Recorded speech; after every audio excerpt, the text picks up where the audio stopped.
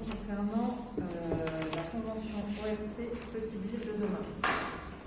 Alors, donc Petite Ville de demain, on en parle depuis quelques temps, puisque nous avons signé en première phase une convention d'adhésion le 19 mai 2021, donc qui définissait les 5 grandes orientations stratégiques qu'on voulait voir déployées sur la commune. Donc, alors, pour vous redire, le dispositif Petite Ville de demain, c'est un dispositif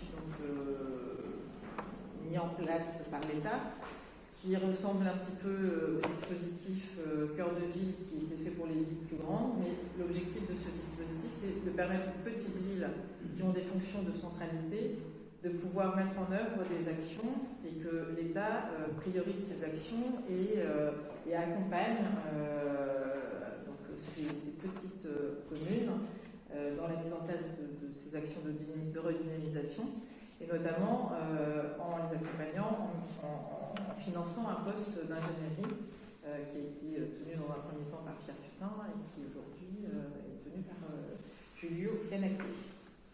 Alors les 5 orientations qui avaient été définies et qui sont, qui sont communes aussi à nos 2 villes, puisque au niveau de la communauté de communes, je rappelle que seules 2 villes bénéficient de ce dispositif, Villers-Cotterêts et La Ferté-Milon. Donc pour cette première convention, on avait les 5 orientations communes aux 2 territoires. Donc la première, c'était redynamiser le commerce de proximité.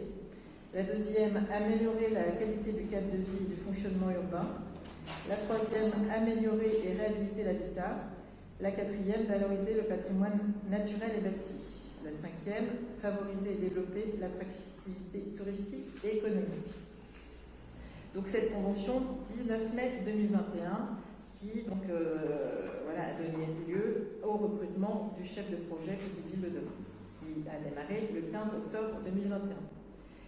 Une deuxième phase qui a démarré dans la foulée, qui était, je dirais, de mener des opérations de concertation à la fois des élus, mais il y a eu aussi une concertation qui a été, je dirais, au cours du premier semestre 2022. Donc on a fait ici même un certain nombre de réunions de concertation qui nous ont permis de définir des actions spécifiques à la commune. C'est passé la même chose au niveau de la commune de Villers-Cotterêts. Bonjour Jackie. Voilà. T'as pas eu de chance, pour une fois on était avec 1 minute d'avance. Voilà. Donc ces réunions de concertation ont donné lieu à ce qui a fait matière pour la convention cadre Petite Ville de demain. Et ensuite, il y a la rédaction de ce document à partir des actions qui ont été définies et des orientations issues du questionnaire de 2022. Et ensuite, il y a une concertation aussi avec la communauté de communes, avec la ville de Villers-Cotterêts, avec la DDT, puisque toutes ces actions qui sont inscrites, elles doivent être validées aussi par l'État qui met un cadre et qui oriente plus ou moins sur certaines actions. L'idée étant aussi qu'on ne peut pas mettre l'intégralité des actions. Souvenez-vous, c'est pour ça qu'on avait parlé aussi des actions prioritaires et qu'on avait défini une frise avec Pierre Tutin. On avait mis les actions qu'on voulait voir le plus rapidement possible. Et donc certaines actions ont déjà commencé. Par exemple, la zone 30, c'était une action qu'on avait ciblée. Le fleurissement des pieds de mur, c'était une action qu'on avait ciblée qui aujourd'hui végète un peu, malheureusement. Mais voilà. Donc, comment a été élaboré ce document. Alors, c'est une première étape. On nous a, après des mois et des mois de rédaction, d'échanges, alors ça a été aussi un petit peu retardé par le départ de Pierre Tutin en fin d'année 2022 et l'arrivée de Julio qui n'est arrivé que début mai. Donc forcément, quand on n'a pas de chef de projet, c'est plus long à faire avancer les choses. Alors, ce document, donc je vous dis, c'est une première étape, et c'est un document qui est une première pierre à l'édifice. Après, il faut bosser. Toutes les fiches actions qui ont été déterminées ensemble, c'est pas du tout de les noter, c'est comment on les met en œuvre. Alors, je rebalaye avec vous la convention RT. Donc, alors, la synthèse du diagnostic. Donc, relatait qu'on était un pôle secondaire de la commune, mais avec malgré tout un rôle de centralité, puisqu'on accueille une école, on a un certain nombre de services qui ne sont que sur la commune de la Ferté-Milon. On a un patrimoine historique vernaculaire et classé des commerces de proximité, écoles, équipements sportifs et culturels, donc on a quand même une grande densité d'équipements. Au niveau de la mobilité des flux, on a un axe de passage, puisque la commune est traversée par 2 routes départementales majeures, et donc on est relié par la ligne P du Transilien. On a un environnement paysager remarquable, à la fois par l'Ourcq, le Marais, les lisières de forêt. Mais un constat sur notre population, donc on a une population plutôt vieillissante, peu qualifiée, puisque 29,6% de la population est sans diplôme, contre 18,9% de la population en formation supérieure. La plupart des habitants travaillent à l'extérieur de la commune. Ils sont majoritairement non imposables à 52%. Ça, c'est un chiffre qui interpelle à chaque fois. Et on a un taux de chômage quand même assez élevé sur la commune, puisqu'il est de 15,10%.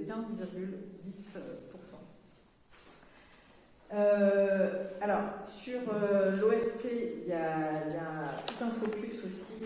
L'État veut profiter de cette convention pour avoir une action aussi sur les parcs de logements et notamment les logements anciens.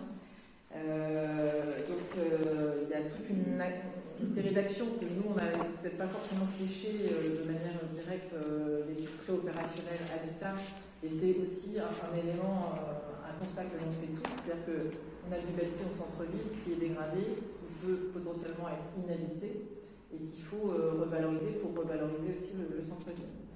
Donc, un parc de logements anciens en caractéristiques propres, donc un tissu urbain très dense et historique, des îlots dégradés entraînant une vacance importante. On a quand même 10%, donc environ 105 logements non occupés, alors que la moyenne nationale est de 8,4. On a 64% de propriétaires et avec une architecture typique à valoriser, puisqu'on a fait le choix d'avoir une AVAP sur la commune. On a un patrimoine naturel exceptionnel, un marais d'environ 40 hectares, un micro-tissu hydrographique riche, avec le canal de l'Ourcq, donc des milieux naturels irrépressibles préservés accueillant une faune et une flore rares et des percées visuelles à préserver. On a un tissu commercial en difficulté, on a 30% de vacances, alors que la moyenne nationale est de 11,8. Un linéaire commercial peu accessible, une stratégie à assumer, à valoriser pour revaloriser le commerce de proximité. On a malgré tout la présence d'une grande enseigne avec la petite supérette Carrefour. Par contre, on a une offre d'équipements plutôt développée, de bonne densité et qualitative, à la fois sportif, culturel, santé et enseignement. Et le constat, c'est qu'on avait 205 places de stationnement sur parking et environ 120 places longitudinales sur la commune. Donc voilà, c'est un peu l'état des lieux qui avait été établi. Alors, je ne vais pas vous donner l'intégralité de l'ORT, mais je vous dis le plus important. Alors, la synthèse des enjeux, vous l'avez page 14, selon les 4 axes qui avaient été définis. Donc, l'axe qui concerne l'habitat, donc favoriser une offre attractive et qualitative de l'habitat. L'objectif numéro 1, c'est de diminuer le nombre de logements vacants.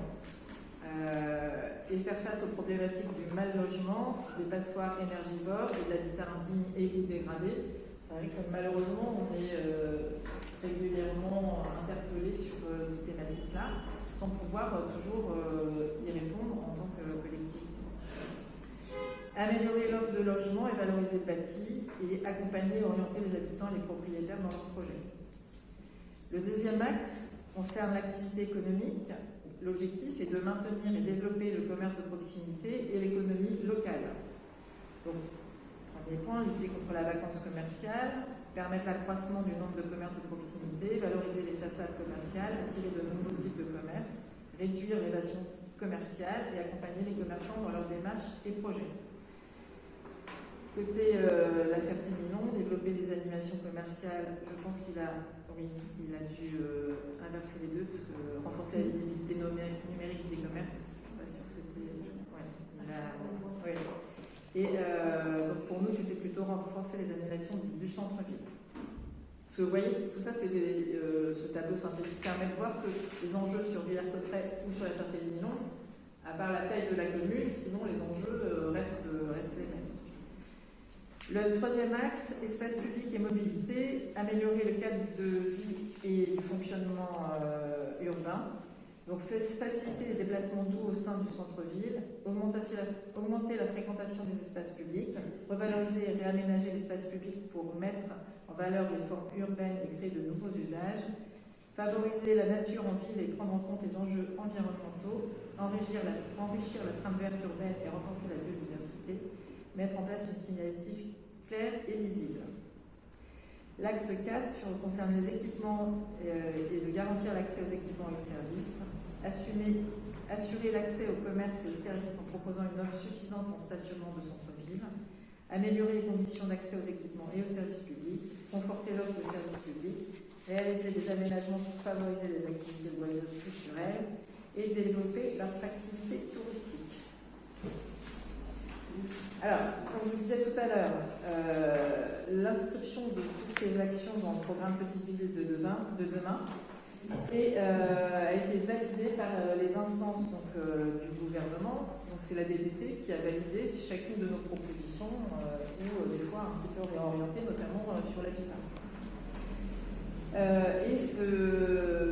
Tout ça se fait aussi avec les expertises de services déconcentrés de l'État, que ce soit l'AMA, il y a d'autres, il y avait la NCT, la Banque des Territoires, le CEREMA.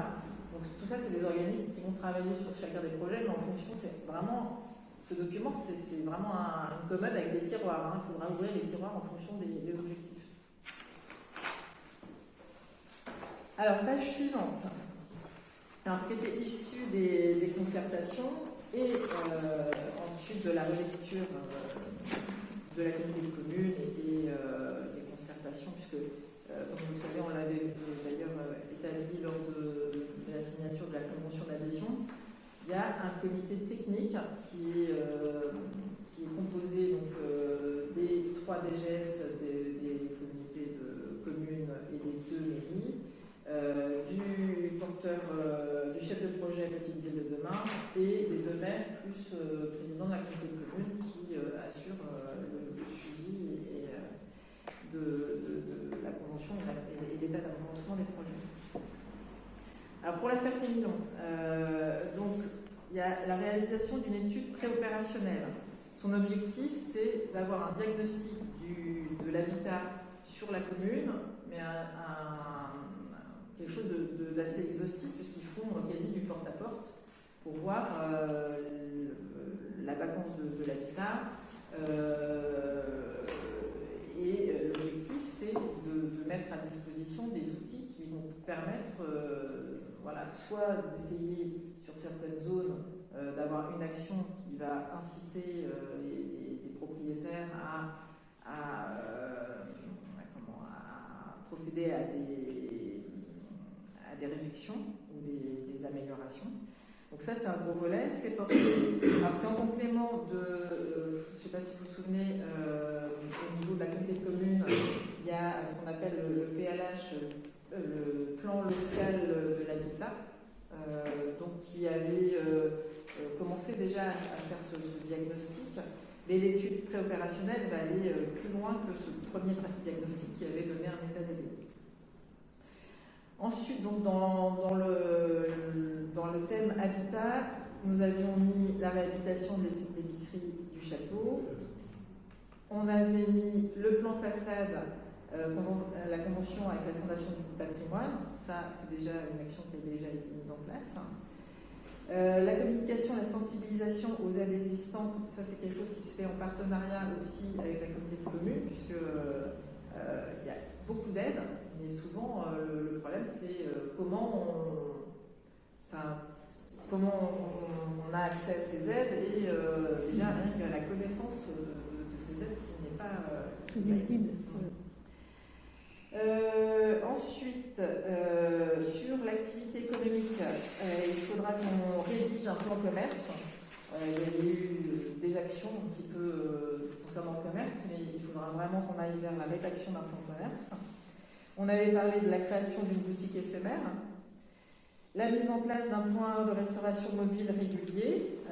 Ça, on avait essayé avec plus ou moins de réussite. Accompagner les propriétaires de cellules commerciales. Pierre Putin avait déjà commencé un état des lieux assez exhaustif et pris quelques contacts. Concernant l'espace public et la mobilité, nous avions donc remis toutes les requalifications de la RD 936 qu'on a fait déjà partie par partie. Pour rappel, il y avait une étude qui date de 2008, j'allais dire, Terre et paysage. Et on reprend toujours cette étude pour retravailler. Chaque fois qu'on travaille une portion, on reprend cette étude pour. À l'époque, il y avait 1,7 million, c'est ce que coûtaient les travaux de l'intégralité de la réunification sécuritaire de la commune. Autant vous dire qu'aujourd'hui. C'est le chiffre, à mon avis.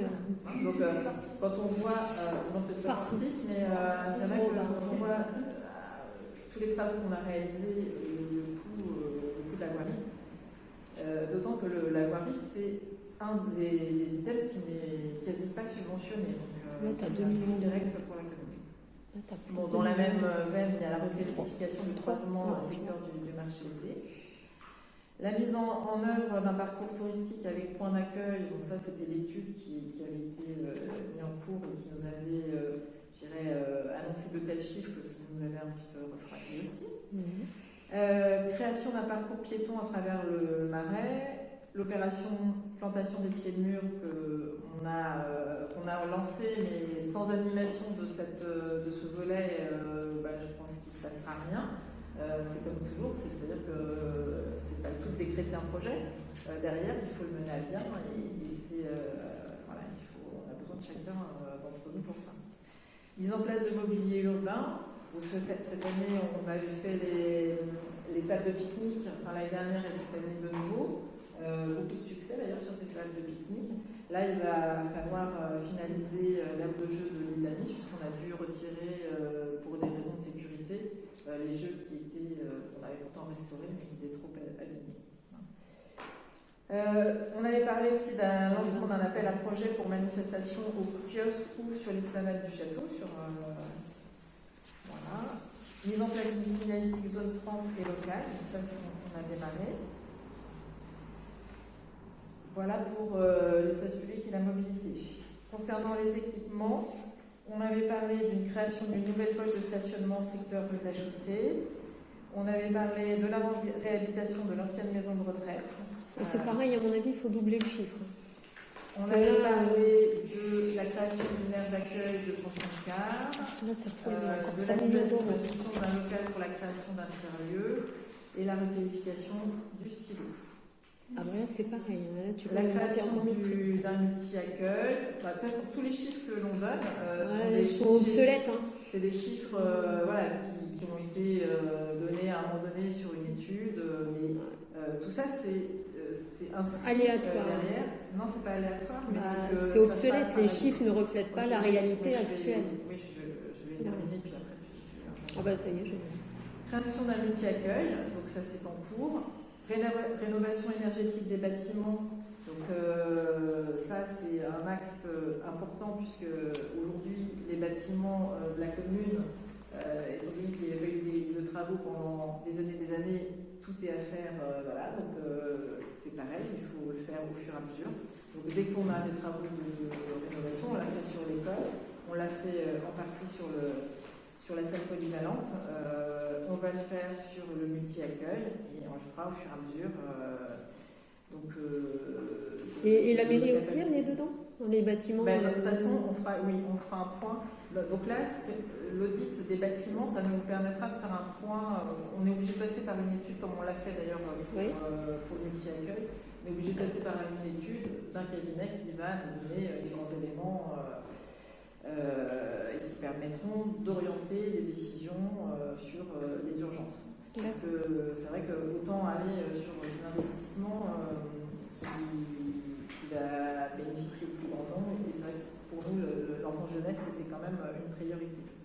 Par contre, j'avais aussi une question. L'audit de 5 000 €, c'est sur tous les bâtiments ou juste un bâtiment? Par bâtiment? Ah ben non. Alors, et donc, la mise en œuvre d'un contrat de sécurité petite ville de demain avec la gendarmerie. Donc ça, c'est un peu le jackpot qu'on nous a sorti, là, il fallait nous mettre ça. Alors, ne me demandez pas ce que c'est exactement, on ne sait pas encore, mais voilà. Voilà les grandes actions qu'on avait nous ciblées, qui ont été remises dedans. Alors, pourquoi alors, il y avait aussi le secteur d'intervention de l'ERT. Là, si vous vous souvenez, on avait travaillé sur plusieurs cartes et on avait envisagé de mettre aussi tout le secteur d'époxy dans cette zone pour en avoir la complète maîtrise. Donc là, on s'est fait retoquer par la DDT qui nous a dit non, vous centralisez sur le centre-bourg, sur le bâti ancien, mais de toute façon, l'ORT et les actions mises en œuvre sont pour l'ensemble de la commune. Donc je ne comprends pas bien la signification de leur périmètre, puisque même sur les avantages fiscaux, a priori, ça serait étendu à l'ensemble de la commune. Alors, l'ORT induit aussi des effets juridiques et fiscaux qui vont permettre, notamment au niveau de l'habitat, de bénéficier du dispositif de Normandie dans l'habitat ancien, de dispositifs d'intervention immobilière et foncière sur des secteurs extrêmement dégradés, de récupérer des biens sans maître, vous savez, c'est des biens en abandon manifeste. Jusqu'à présent, c'était 30 ans de procédure. Maintenant, c'est plus que 10 si on est dans le cadre d'un dispositif petite ville de demain. Et puis aussi pour les commerces, la possibilité donc de suspendre l'enregistrement et l'examen de CDAC, des projets commerciaux en dehors des secteurs d'intervention. Vous savez que les communes donnent leur avis sur l'implantation des espaces de vente de plus de 1000 mètres carrés.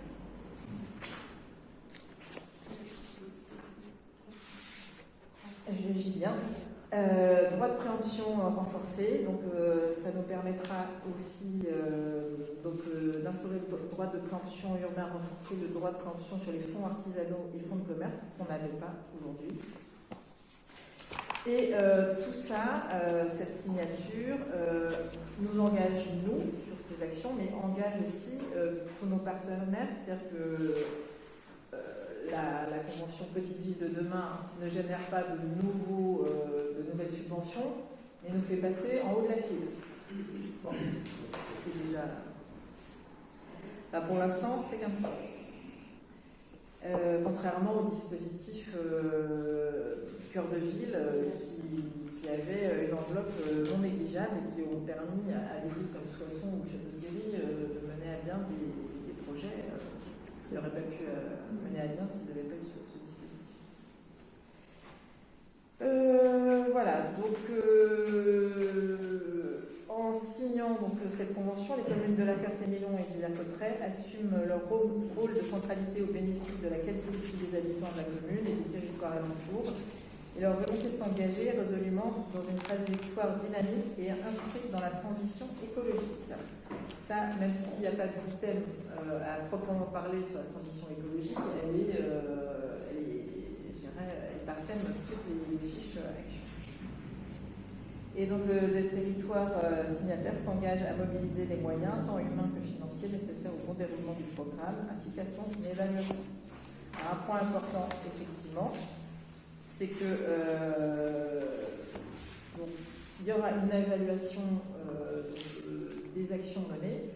Le chef de projet veille au détail au bon déroulement des actions et établit un tableau de suivi de ces actions. Donc, 2 fois par an, on aura un tableau de bord de l'évolution de ces actions et donc avec une mise en place d'outils d'évaluation et de résultats aussi des actions menées. Les résultats attendus par ce programme, bien sûr, c'est de constater un gain d'attractivité pour la commune, de réduire la vacance commerciale, d'augmenter la fréquentation du centre-ville, d'augmenter la fréquentation des espaces publics, la mixité des usages et des flux d'eau, de réduire le nombre de logements vacants, réduire le nombre de copropriétés dégradées et un flux du marché immobilier. Voilà ce que je voulais vous redire dans les grands mots. Donc les fiches actions,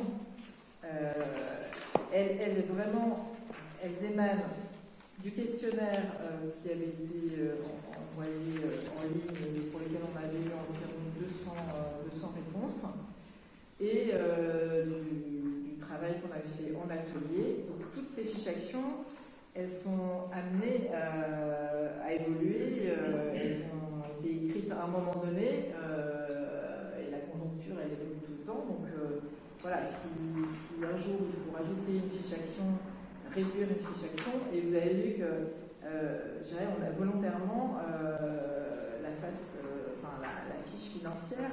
Aujourd'hui on est en incapacité de donner, on ne va pas donner des chiffres pour donner des chiffres.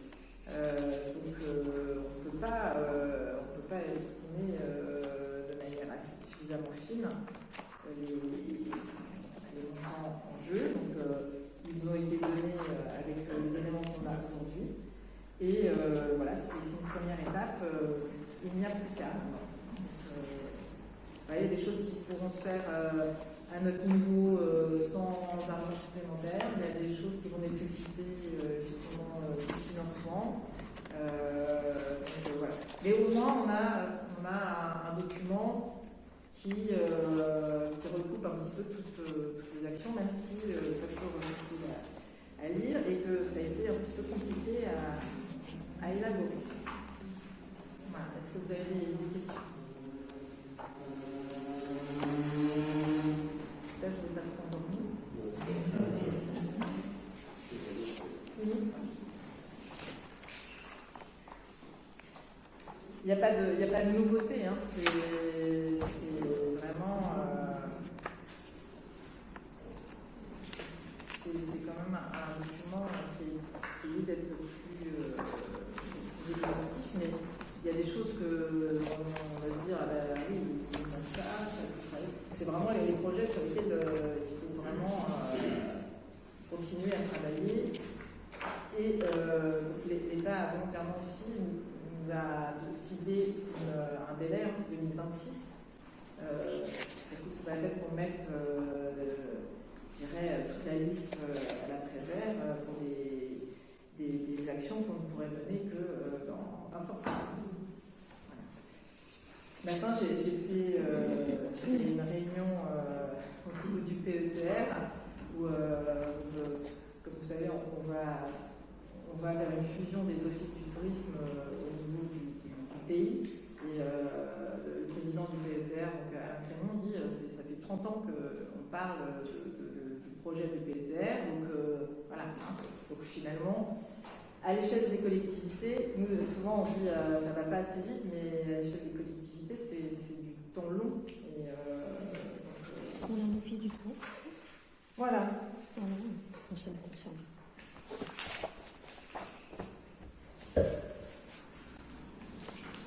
Des questions? Alors, il est important que cette délibération passe avant celle du conseil communautaire qui aura lieu vendredi soir, parce que le conseil communautaire est amené aussi à donner son avis, sachant que il faudrait vous donner après, bien sûr, la vie des communes. Villers-Cotterêts, c'était mercredi dernier. Et non, c'est ce soir. Je vous propose de passer au vote. Alors, par exemple, Victuren, c'est parce qu'ils n'ont pas voulu adhérer ou... En fait, moi déjà, le président de la communauté de communes l'a proposé. Et donc, le préfet n'a pas retenu la candidature de Victuren. Et ici, c'est parce qu'on était en discussion aussi avec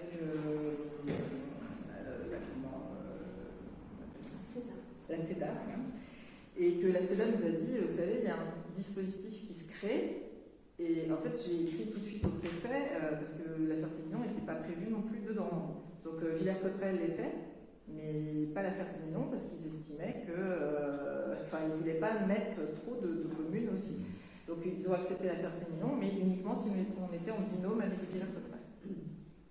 Donc du coup, finalement, c'était la possibilité de le faire aussi au niveau de la communauté de communes. Et je pense que ça permet quand même d'être plus visible, et ça nous a permis aussi d'être conduit automatiquement dans le dispositif de la région, donc de revitalisation centre-ville, centre-bourg, qui là, par contre, permet de beaux budgets, de subventions, notamment sur l'activité économique. C'est non négligeable. Et ça nous a évité de refaire des dossiers. Il y a des villes où il y a beaucoup de services. Mais nous, il y a quelques donc c'est une bonne chose, c'est en plus rapprocher avec elle. Oui. Et puis surtout que les enjeux sont à peu près identiques. Hein. On le voit sur les différentes thématiques. Oui. Alors c'est quand même un document qu'il faut alimenter, réalimenter, mais bon, les grands axes, ils sont.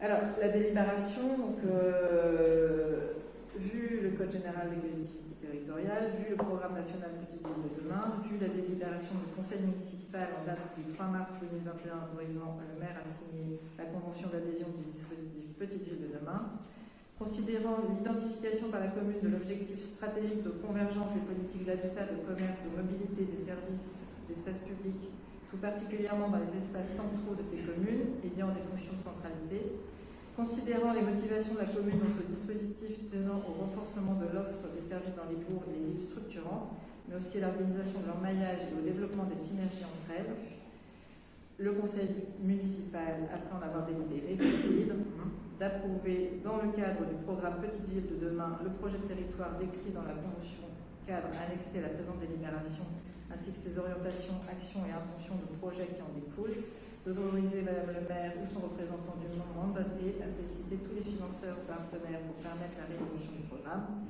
d'autoriser Madame le maire ou son représentant dûment mandaté à signer la convention cadre nécessaire à la mise en œuvre du projet et du programme d'action ainsi que la mise en œuvre de l'ORT. Est-ce que quelqu'un est contre?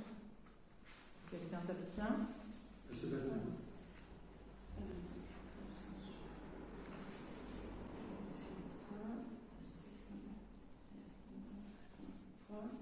Sébastien. Sébastien.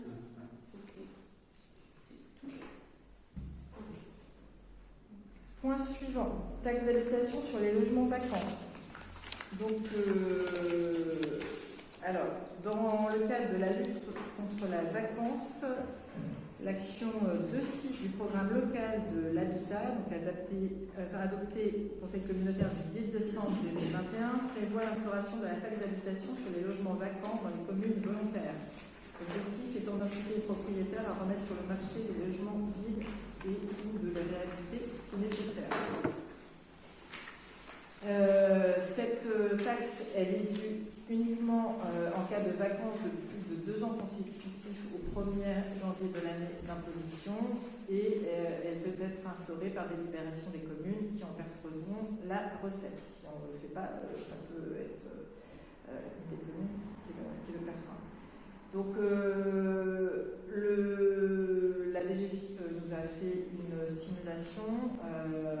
La recette potentielle de cette taxe sur les logements vacants pourrait être de 37 307 €, très précisément.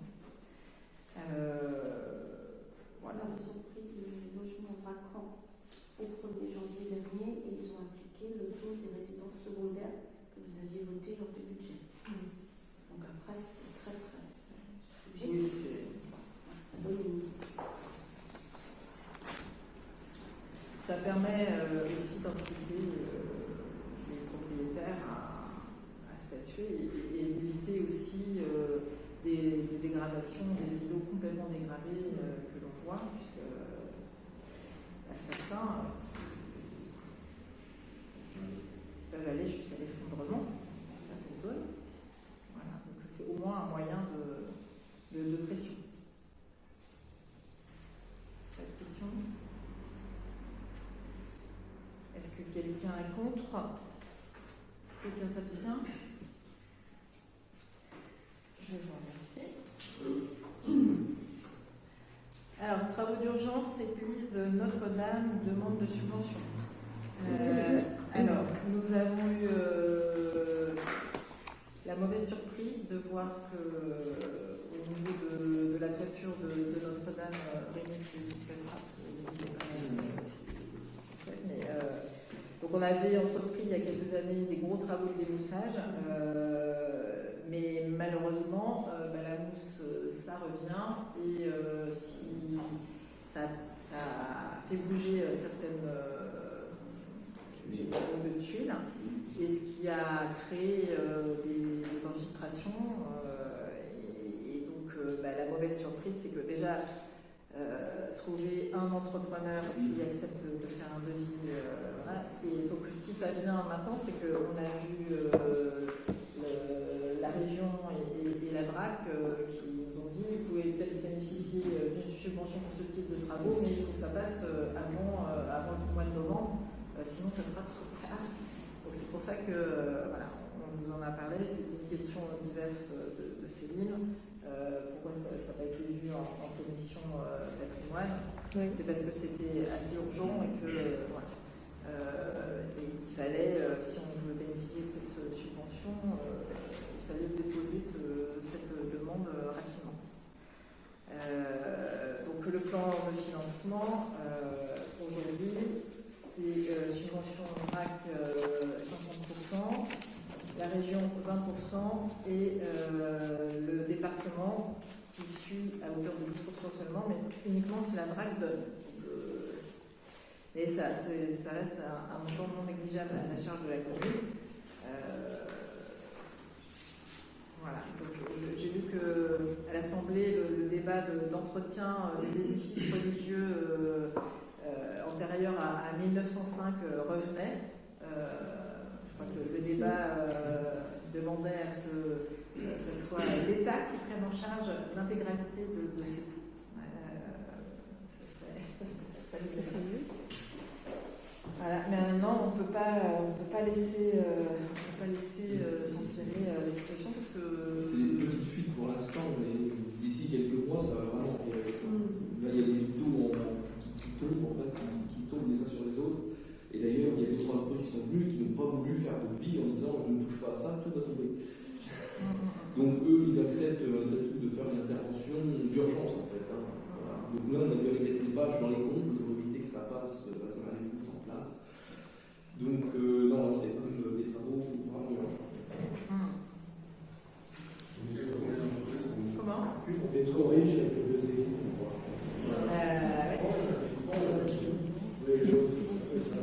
Et on n'est pas réputé comme une pauvre. Donc je ne sais pas comment font les autres. Donc avec 52% de personnes non imposables.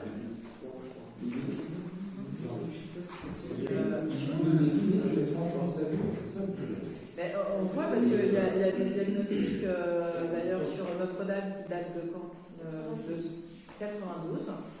Il y a eu 0 travaux depuis. Oui, donc, à l'époque de Braque, au moment où les remparts, les premiers remparts ont été faits, il y a une somme qui était prévue, l'architecte de la Braque devait assurer on va le faire. On va s'engager, on va le faire. Parce que finalement, ils avaient une somme qui était beaucoup plus importante que ce qu'ils devaient dépenser, parce qu'on avait mis plus de 30 ans à se battre pour les remparts. Finalement, il n'a pas tenu sa parole. Je lui ai rappelé il y a un certain temps, je lui ai dit, quand je dis quelque chose, je le fais. Donc la Braque, moi, je ne peux pas entendre parler. Ils avaient versé l'argent en 2000 pour l'église. Non, il y avait plus petit, il y avait 20 Ah non, mais on a remboursé. Ah oui, c'était. non, mais là, c'est un engagement ferme. Je ne sais pas si c'était son nom, il existe toujours. Je trouve ça de l'honneur. Oui, parce que derrière, on court après eux pour la moindre réparation. D'ailleurs,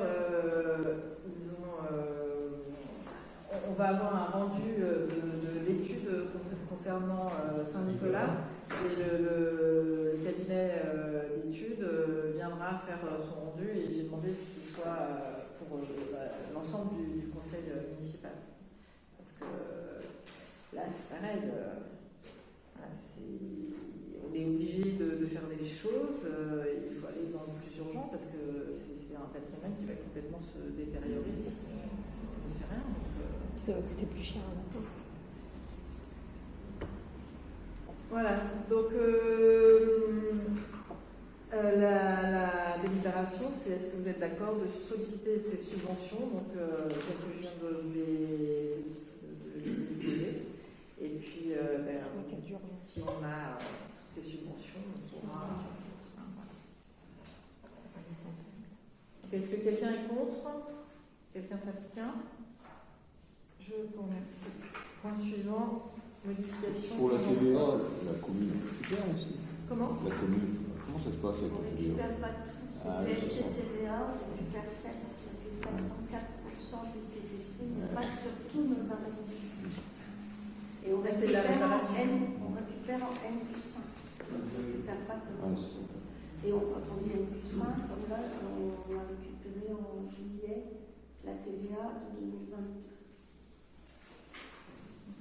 Donc, par exemple, un aménagement de terrain n'était pas éligible au FCTVA. Nous, on payait. Là, c'est une nouvelle disposition. Tout n'est pas éligible. Alors, Perrine, je te laisse expliquer. Le service en jeunesse a mis un nombre d'inscriptions qui a augmenté au niveau des points chauds, tant au niveau maternel qu'au niveau cantine du lycée. On est à 55 inscrits sur chaque fin. Il faut donc respecter les taux d'encadrement, à savoir qu'il nous faut un animateur pour 10 enfants de moins de 6 ans et un animateur pour 14 enfants de plus de 6 ans. Donc il faut avoir tout le tableau des effectifs. Vous l'avez vu sur la page 8 de Bernard de Synthèse. Donc il y aurait une modification pour l'adjoint territorial des animations qui passerait de 22h à 23h. Il y aurait ensuite deux créations pour les adjoints territoriaux d'animation à 13h75 et 10h. Et il y en avait une modification sur un qui était un contrat à 20h qui passerait à 27h30, et une suppression du poste qui était à 30h60 qui est complètement supprimé. Il y a également une création de poste d'ADSEN qui passe à 30h60. Parce qu'elle est passée de l'un à l'autre.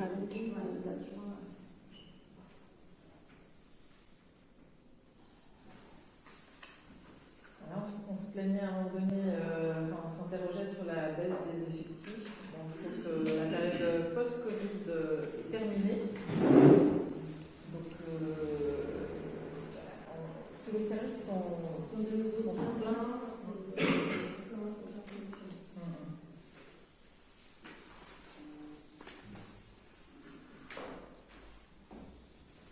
Des questions à ce sujet?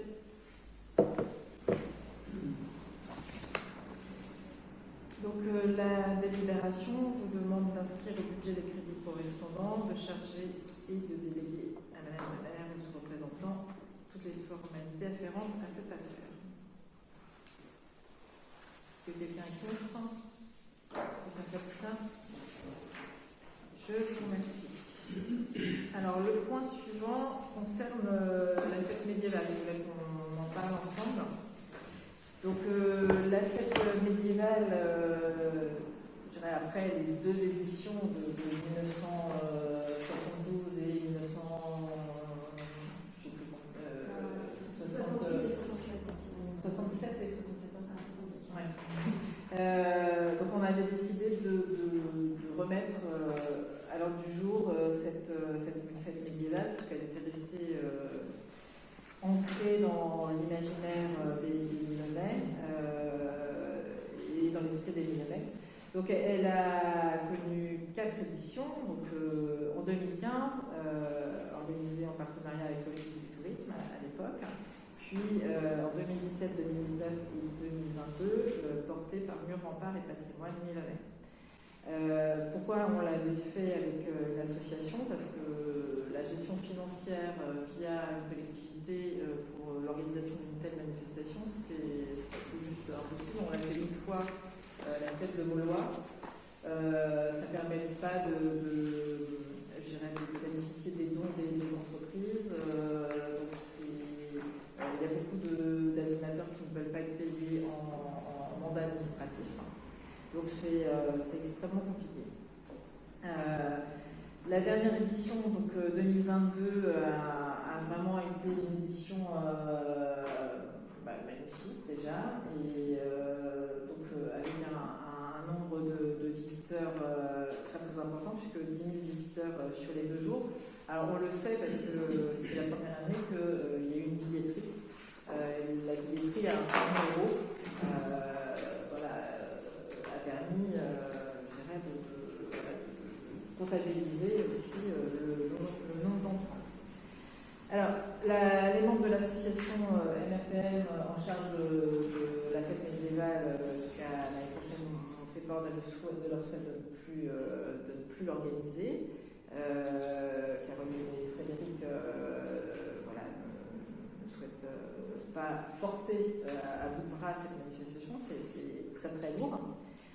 Pour rappel, le budget moyen, c'est quand même non négligeable, 45 000 €, et ça coûte à la commune la subvention de 14 500 € de subvention. Ça a nécessité la participation d'environ une quarantaine de bénévoles.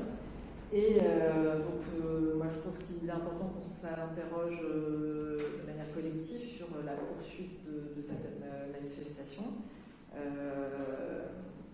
Est-ce qu'on est toujours prêt à remettre ce budget-là? Est-ce qu'on estime aujourd'hui que c'est une manifestation qu'il faut voir perdurer dans le temps, parce que c'est aussi un moyen de faire connaître la Ferté-Milon et de faire venir du monde sur ces 7 journées-là.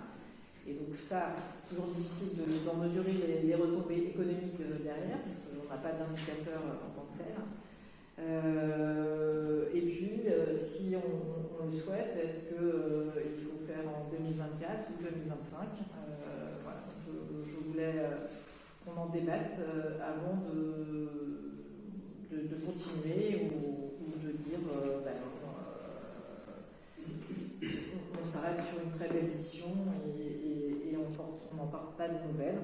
Voilà. C'est-à-dire que l'organisation, une future organisation, faudra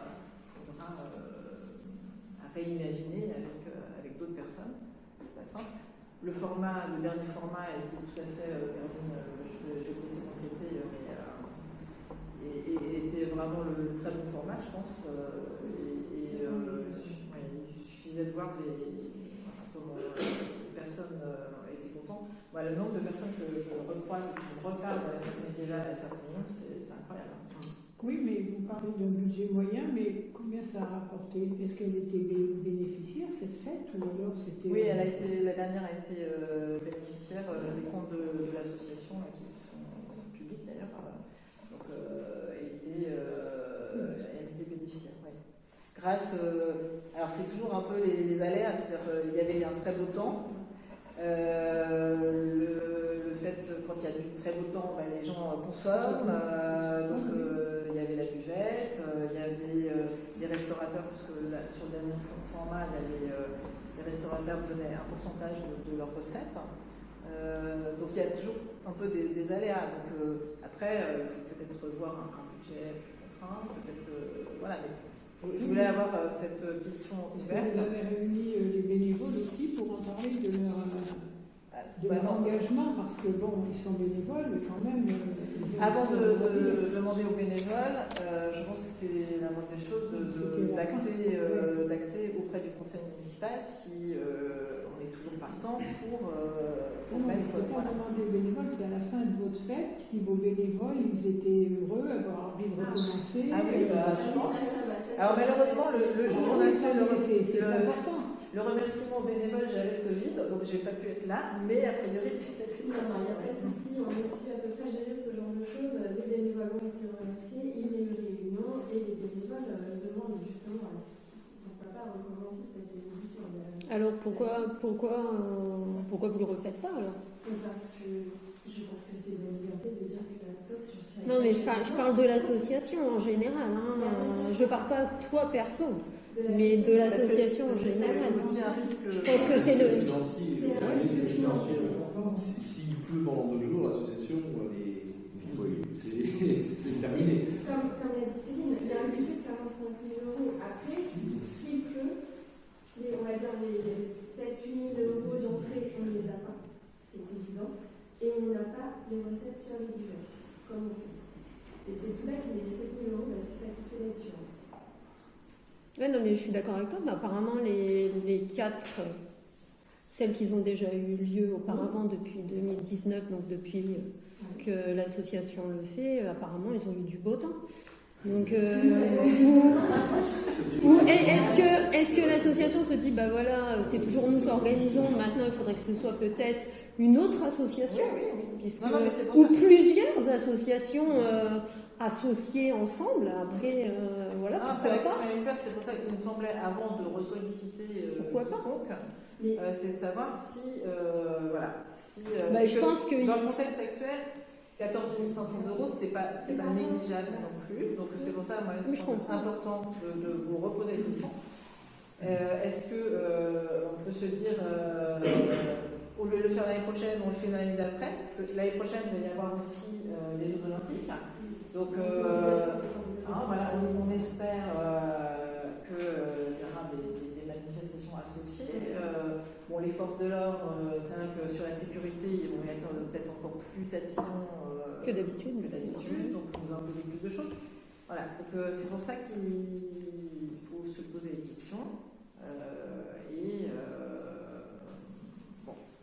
Céline, les 2 premières fêtes du Védar ont été organisées à la haute jeu.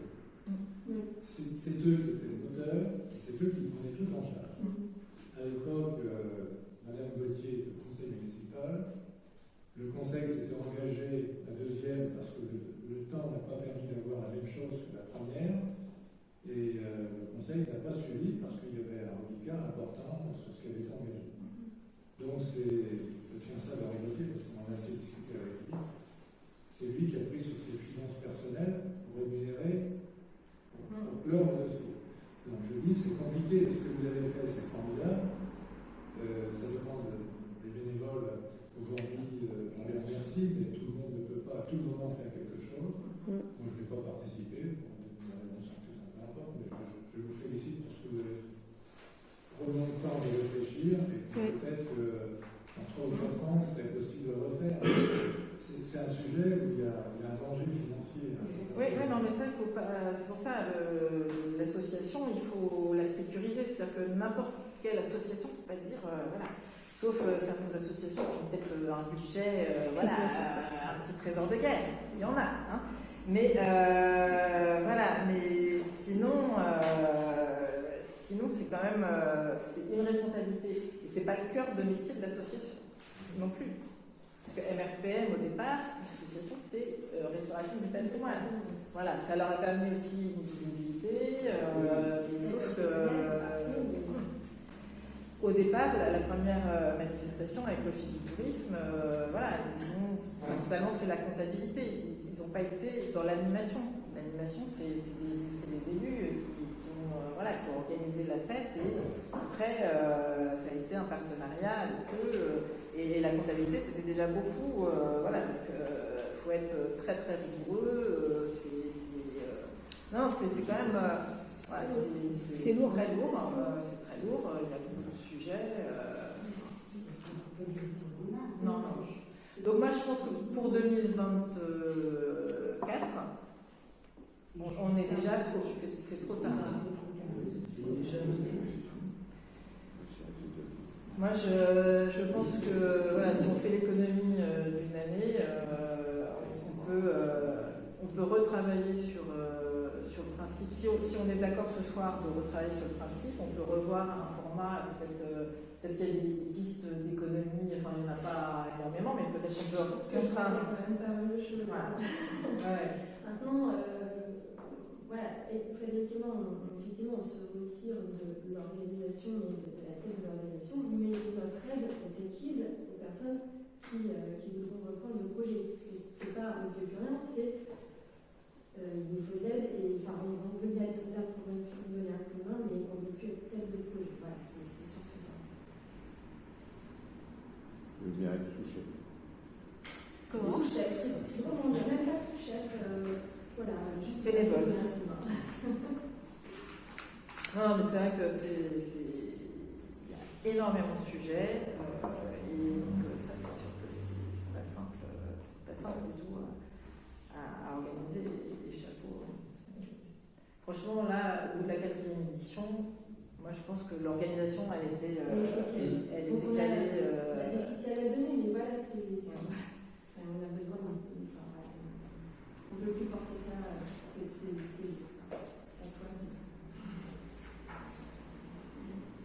Donc est-ce qu'on se donne un avis? Est-ce que vous seriez plutôt, alors, la question je vais la formuler comme ça, favorable ou non favorable à la poursuite de la fête médiévale? Donc qui serait favorable Alors moi j'avais une question avant. Oui. Moi personnellement, avant que je me prononce d'être favorable ou pas favorable, est-ce qu'il serait possible de réunir quand même toutes les associations pour en parler? S'il y a quelques associations qui sont prêtes à reprendre le flambeau ou à s'engager. Ça me semble. Là, c'est déjà. Ouais, mais on nous demande une décision à prendre, favorable ou pas favorable, mais si les associations ne peuvent pas, enfin voilà. La seule question, c'est est-ce qu'on est d'accord pour accepter de redonner un budget à une association? C'est ça la première question. Parce que si l'association n'a pas cette sécurité, elle ne se lancera pas, c'est normal. D'accord. C'est ton point de vue, ça. Oui. C'est de toute association. Oui. Si l'association ne sait pas que si le conseil est d'accord pour les soutenir, elle ne se lancera pas, c'est normal. Jusqu'à présent, le conseil les a soutenus. Oui, mais. On est bien d'accord, le conseil a toujours soutenu.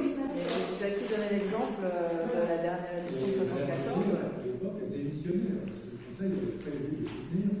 Il y avait les chevaliers, aussi fait tout ça. C'était important, mais finalement, c'est la haute qui a été prise en charge en totalité. Voilà, donc moi, première étape, je pense que, voilà, est-ce qu'on est OK? Et deuxième étape, c'est sur l'organisation, on verra qui peut porter. Effectivement, on peut demander, mais il faut quand même des gens en qui on a pleinement confiance, parce que c'est 45 000 €, c'est pas rien. C'est pas rien. Donc on peut pas dire bon bah voilà, l'association elle passe, voilà, il faut quand même un certain nombre de garanties. Même s'il mérite une allocation. Ouais, puis même la nourriture a augmenté, tout ça. Il y a plein de choses, plein de paramètres à mettre en compte. Oui, c'est ce que je dis. Ouais. Je pense qu'un délai de réflexion serait bienvenu. Mais au moins sur le principe, après, vous voulez un délai de réflexion sur la question? Déjà, si vous voulez, mais la problématique, c'est qu'il faut déjà Ça veut dire si on attend, il faut déjà dire à ceux qui viennent régulièrement, il n'y en aura pas l'année prochaine. Ils attendent aussi savoir.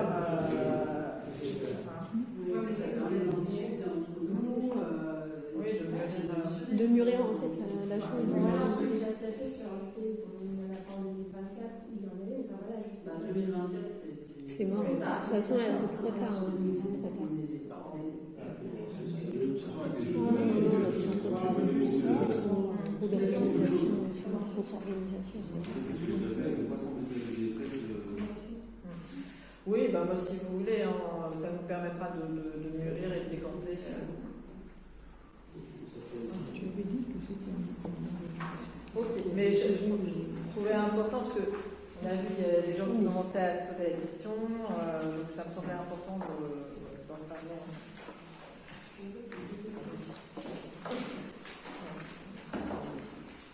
Alors, les DPU.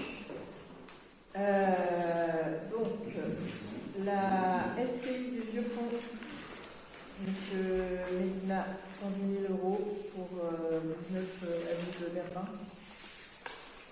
Vous l'avez racheté. Le 22 rue Jean-Baptiste Corot, donc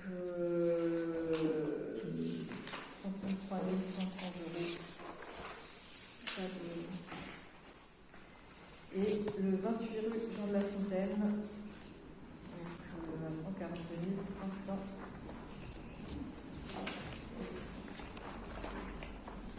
On a une qui est arrivée ce matin. Ah oui.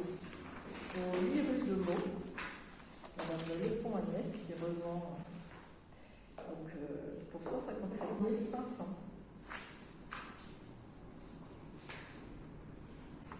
Bon.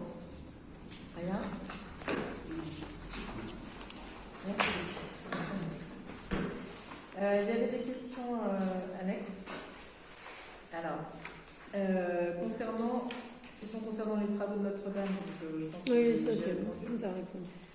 serait-il possible de faire évacuer les arbres et les haies de la rue de la Gare? Il est très difficile de circuler sur le trottoir, cela gêne également la visibilité au niveau des sorties parking. Alors c'est prévu, tout simplement avec la société APEI, et le problème c'est qu'il y a à peu près un mois et demi, donc la personne avec qui on avait fait le devis, le responsable s'est cassé l'épaule, et donc c'est responsable surtout pour des gens de l'APEI, c'est pas évident. Donc je l'ai recontacté, normalement la semaine prochaine il devrait commencer le travail. Et pas uniquement que les haies de la gare, mais aussi les haies rue de Meaux, enfin toutes les haies. Et dans le haut aussi, Marc. Voilà. Ouais, c'est ça. Les rats. Il y a Paul Fort, enfin voilà, il y a énormément de. Voilà. Il y a du boulot. Hein? Ah oui, Ouais, parce que après cet été tropical, Ouais. les haies, Ouais, ça a poussé, ça. Et puis rue de Villers, c'est pareil, les haies de Villers, ça va pas dire. Ils font partie du devis. Il y a un retard à l'allumage. un inventaire du matériel communal a-t-il été fait car il semble que certains outils ne soient pas à disposition des employés communaux, leur permettant d'exécuter leurs diverses tâches. Oui, bah, Vous on avez a par un exemple. inventaire qui est fait régulièrement pour dire que la dernière fois, il y a eu il y a pas le jour même, Corinne a donné. Moi je parle pas d'agrafeuse, je parle du matériel, tronçonneuse, pour des perches pour couper, parce que moi la dernière fois ils sont venus en face de chez moi, c'est moi qui leur ai prêté le matos. Ils sont. Ah bah écoute, moi c'est pas ce qu'ils m'ont dit. Donc, entre les machins, et je peux te dire. Ah bon Si tu veux, en fait c'est des menteurs. On visitera l'atelier si tu veux, mais tu verras. Ah oui, bah écoute, moi je veux bien. Ok. C'est bien entendu, je suis obligé de râler un petit peu, mais voilà, il y a tout ce qu'il faut. C'est la tronçonneuse. Pardon? Nettoie-toi, là, on va pas les sortir. Tu vas nettoyer leurs outils, alors on va les sortir. Bah moi je demande une visite. Voilà, pour voir un petit peu. Régulièrement, il y a des achats de taille de haies. Après, peut-être que certains outils très spécifiques, ils n'ont peut-être pas certains outils très spécifiques. Ouais, je pense que c'est ça. Oui, c'était plus tourné dans ce cadre-là. Je pense que c'était en face de chez toi, c'était ouais. C'était pas d'ailleurs à nous d'intervenir, mais pas ni un mois, mais... Attention, c'est l'étude qui vont tomber du tout. Oui, donc il y a un arrêté, on l'a mis en demeure, et depuis il y a un arrêté, c'est pour ça qu'on est intervenu à la place de ce monsieur, parce que normalement, voilà, et que il a 2 mois pour... T'as pu le revoir, comment il t'a le défendre? 2 mois ou 15 jours? Moi j'avais lu 15 jours. Il y a 15 jours, la première mise en demeure. Mise en demeure, d'accord. Donc après il y en a une autre. Une seconde. Ah d'accord. Et qui dure combien de temps? Après, Ah d'accord, 2 mois. on n'entame pas. Oh, ça craint. Ouais, c'est compliqué sur les gens qui n'interviennent pas, parce que la dernière, c'est intervenir à leur place, et après, c'est recouvrer les sommes dues. Il y a quelques fois, oui, ça on ne chiffre. comprend pas. Hein. Puis bon, une toiture, c'est pas donné. Hein. Non, on ne va pas refaire la toiture. Pourtant, elle est bonne à refaire, hein, parce que... non, mais sinon, ça serait facile.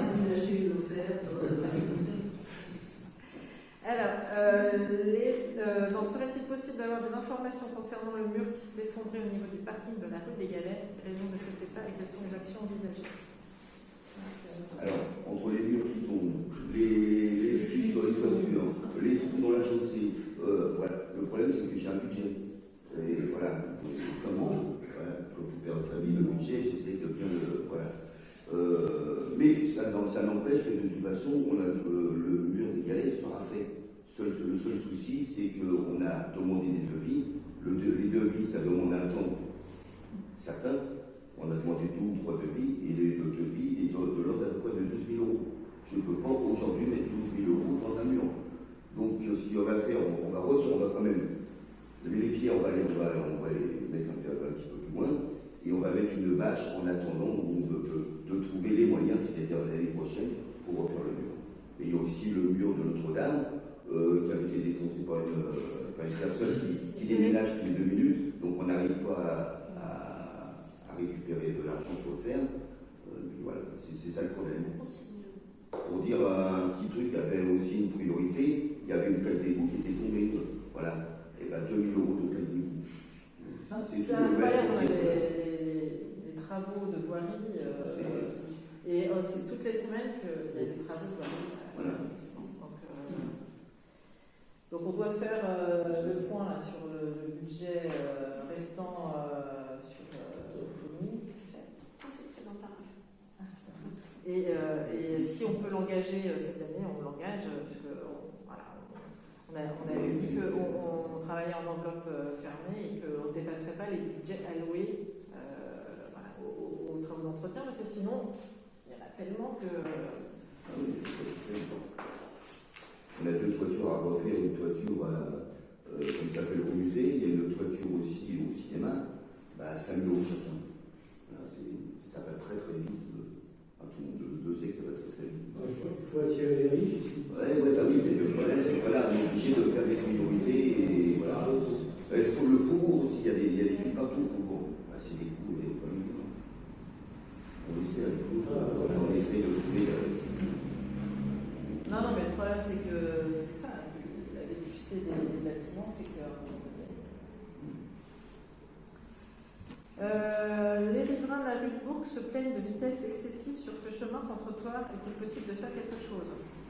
Alors, c'est le même riverain. Alors, c'est sur le chemin de terre, Oui. parles. Alors, c'est pour ça qu'il m'avait demandé à un moment donné de faire un stop. Maintenant, le stop enquiquine tout le monde. Il y a le stop. Oui, je sais. Mais, parce qu'apparemment, il y a des véhicules qui... Oui, en fait, la route, en voiture, tu ne peux pas aller vite sur ce chemin. C'est pas les voitures, c'est les... Comment on appelle ça? les bisuises, les machins. Les motos, les quads. C'est ça, les bisuises, quads, sans arrêt. Oui, parce que les voitures, il y a quand même des trous dans le chemin. Bah non, puisqu'il y a les habitants, il y a les habitations. Ah non, on peut pas bouger. Bon, au moins mettre peut-être un stop, faire une action. C'est ça qu'il y a Oui,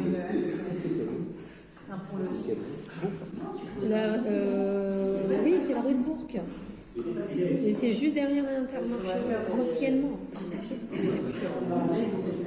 Mais en fait, compte, les voisins qui habitent là et se renseignent, quels sont les jeunes qui sont dans le lotissement, qui viennent avec leur moto, c'est le plus simple à faire. Ouais, mais bon, c'est pas eux de verbaliser ou voilà. Mais avant de verbaliser, on peut, en fait, on peut faire de la prévention. De verbaliser, on peut se parler déjà. Et après, parce que là, je vois vraiment pas. Mais c'est juste derrière Intermarché. Non, mais je vois très bien le chemin, mais je vois pas ce qu'on peut faire parce que c'est quasi un chemin rural. Enfin, le boucher, ça passe les voitures, sinon c'est tout. Sinon, il faut mettre le chien. Ça veut dire que les voitures ne passent plus. Tu peux mettre une chaîne, ils vont passer à côté, t'as quelqu'un de côté, ils vont passer à côté. Là, on va déplacer de quelques mètres. C'est pour ça qu'il m'avait déjà demandé le stop. Donc on avait mis stop, mais ça n'a pas changé grand-chose. De toute façon, un chemin qui n'est pas revêtu a une priorité par rapport au reste. Donc, ça va s'arrêter. Oui, le stop... Dans toute la ville, les gens vont vite. Il suffit de 2 ou 3. Dernier point, des travaux devaient avoir lieu rue Saint-Va afin de permettre de résoudre le souci d'inondation très fréquente. Cela avait été annoncé aux riverains il y a maintenant 11 mois. Donc du coup, j'ai ressorti le compte rendu. Donc dans le compte rendu, il y a les mesures envisagées. La collectivité va procéder au contrôle et au curage des avaloirs situés de part et d'autre de l'ouvrage. Donc ça a été fait ruelle des Pierres et au droit de la route du 27. Et suppression du bateau au droit du garage du 9 rue Saint-Va. Toutefois, la mesure principale consiste à supprimer le coût de dévoiement de l'ouvrage situé entre les deux propriétés qui crée un blocage en cas de précipitation importante, ces travaux étant à la charge des propriétaires ayant cette servitude de passage. Donc, alors ça, par contre, pour moi, c'est pas aux propriétaires de payer. C'est pas la loi, c'est les eaux pluviales de la commune. Donc en fait, les gens ils sont obligés de payer pour les eaux pluviales de la commune. Servitude de passage. Je la veux bien, la servitude de passage. On la transmettrait par mail, la servitude de passage. Je vous la transmets par mail. Par mail, s'il vous plaît, ça serait. Parce qu'il y a eu des. En fait, c'était l'histoire de la bouche. Déjà, elle est bonne à nettoyer. Oui, alors c'est notre responsabilité, ça c'est sûr. S'il va absorber 1000 litres d'eau à la minute et puis qu'il en compte 3000, il ne pourra pas rien emballer du tout. Non, mais en fait, oui, et le problème c'est qu'on l'a bien vu, on est tous allés, ça fait des années que. Ça fait 7 ans, oui. Voilà. En 7 ans, il y a quand même eu, je dirais, la restauration de la Valoire au droit de la ruelle des Pierres qui était abîmée et qui a permis de régler quand même un certain nombre de... Et c'est revenu cette année et on avait bien dit que en fait, ils ont le tuyau qui est derrière fait un coude. Donc l'eau, elle est bloquée à un moment donné. Donc tant qu'il y aura ce coude, on aura beau faire... non, parce qu'il y a l'eau qui dévale de la ruelle des Pierres. Hein. C'est ça qu'on se prend, en fait. C'est ce que j'avais déjà dit. C'est l'eau de la ruelle des Pierres qu'on prend, et parce que la Valoire, certainement, devant, n'est pas assez important. Du coup, c'est cette eau-là qu'on... Le problème, c'est que si tu agrandis la Valoire... Ça n'en rentrera pas plus, puisque... en plus, après, ça va directement... à chaque fois qu'on a utilisé ou... voilà, ça crée des dysfonctionnements, puisqu'on là aussi, ça canalise... Oui, mais sauf que ce réseau sous la maison, il existe depuis très longtemps, puisque c'était des canalisations qui allaient jusqu'au canal pour justement pour drainer les eaux de pluie. Donc le problème, c'est que si ce tuyau qui fait un coude, puisqu'on avait dû... voilà, on avait fait une... Ça forme un léger coude, et ça toi, freine qu'est-ce que t'en complètement. penses? Ça passe pas, quoi. C'est pas de l'eau. Alors moi, voilà, lors de notre dernière réunion, c'est ce qu'on s'était dit. Donc, vous aviez dit que vous feriez un bateau plus bas avec... Oui, mais sauf que si on fait un bateau... moi, c'est ce qui avait été dit à la réunion. Oui, ça a été dit et ça a été écrit, personne n'a contesté le compte rendu, et on a bien dit qu'en préalable, il fallait aussi travailler sur le point de blocage. De changer le bateau là, alors que derrière, le coude n'a pas été... retravailler, remodifier.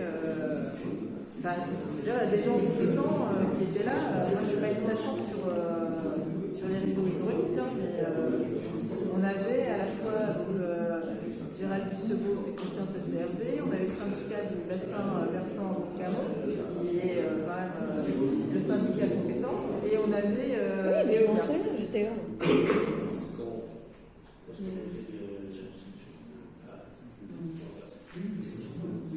Et ça, c'est un point dur de non-évacuation. C'est vrai que là, moi, Tant qu'ils n'ont pas enlevé le coude.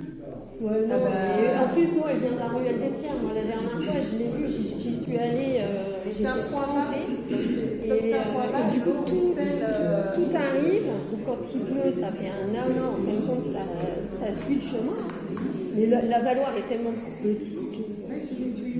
S'il y avait un avaloir là-haut, ça serait mieux, quoi.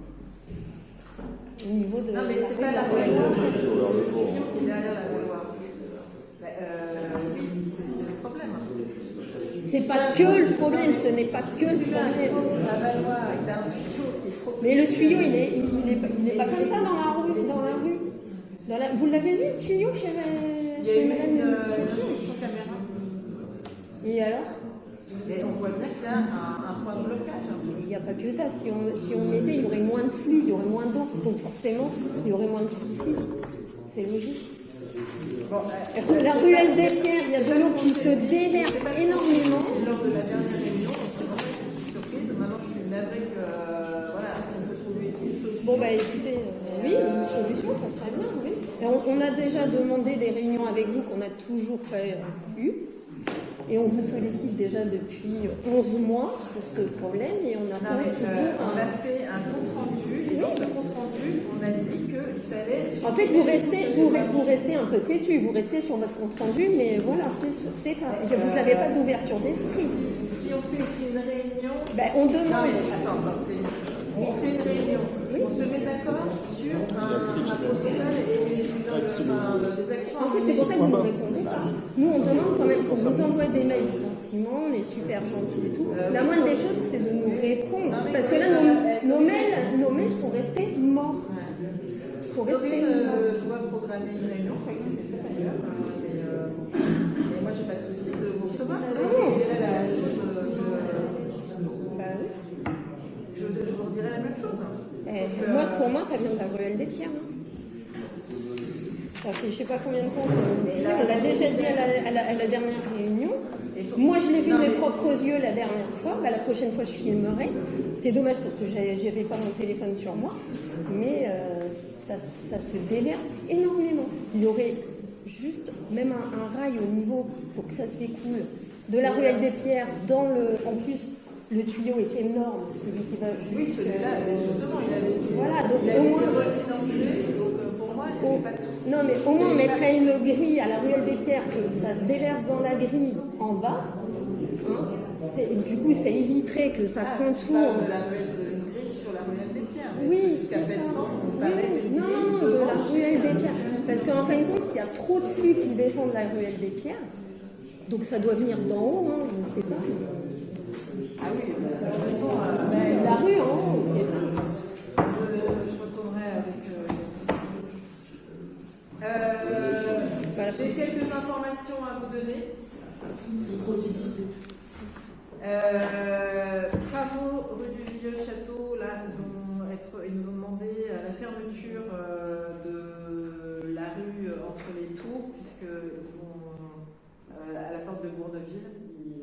Ils finissent de restaurer la tour. Donc à partir de demain, jusqu'au 27 octobre, on ne pourra plus emprunter le chemin du Vieux Château, sauf pour si on y habite, et sauf pour aller au terrain de foot. Et donc on va mettre des feux.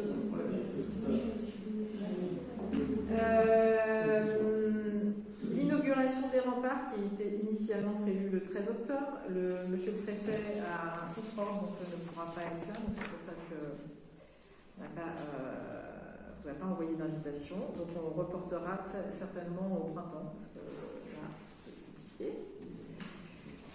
Je ne sais pas si vous avez vu, on a installé le panneau d'affichage près au parking du 36. Voilà, donc c'est affichage libre pour les associations. et on a ramené la place handicapée, la colle à côté, donc elle était dans le fond. Oui, on a fait une modification parce que la place handicapée au fond était vraiment pas accessible. Donc du coup on a échangé les deux places. Nous avons obtenu le fond vert pour le multi-accueil, puisque pour le chauffage et l'isolation du multi-accueil. Voilà, c'est une bonne chose. On va pouvoir lancer l'appel d'offres. Et voilà, et je crois que Elodie voulait... Oui, je suis en train de travailler sur l'annuaire des entreprises de la commune. Donc, si vous avez des entrepreneurs, des entreprises qui ne sont pas référencés sur le site de la mairie, c'est sympa de me les envoyer parce qu'en fait, là, j'en ai déjà ramassé 12 qui ne sont pas du tout sur le site de la mairie. Donc, il y a plein de gens qui font plein de choses à la Ferté-Milon, donc je suis en train de mettre tout ça à jour. En parallèle, on est en train de travailler sur le 31, où il va y avoir d'ici fin octobre, début novembre, l'exposition des entreprises créatrices sur la Ferté-Milon, parce qu'il y en a quand même quelques-unes. Et dernier point, les décos de Noël. Donc on a besoin de volontaires, comme d'habitude, aussi bien pour la création de déco que pour l'installation. Bon, je sais qu'il y en a certains d'entre vous qui ont filé un coup de main l'année dernière, j'espère qu'ils seront déjà cette année. Pour les papiers cadeaux. Ça, c'est bien. Si vous avez fait l'année dernière. Ok, tout à fait. Il doit y en avoir au vestiaire, peut-être. Il n'y en a pas mis encore. Ouais, c'est possible. Donc, on aura besoin de palettes. Tu me regardes. C'est pas destiné, non, pas du tout. Mais voilà, si on a certains d'entre vous qui sont bien créatrices, je vais vous connaître. De façon à ce que l'on discute dans les œuvres, on puisse faire ça tous ensemble. C'est plus sympa que si on n'est que quelques-uns. Je pense qu'on fera un appel aux Milonnais via le site internet de façon à ce que tout le monde puisse participer le jour de l'installation. Voilà. On reste sur le même principe, hein, on ne remet pas les guirlandes lumineuses. Hein.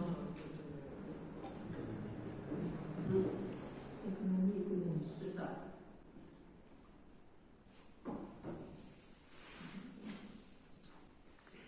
Voilà. C'est bien. Et bien sur ce, on lève la séance. Merci à tous.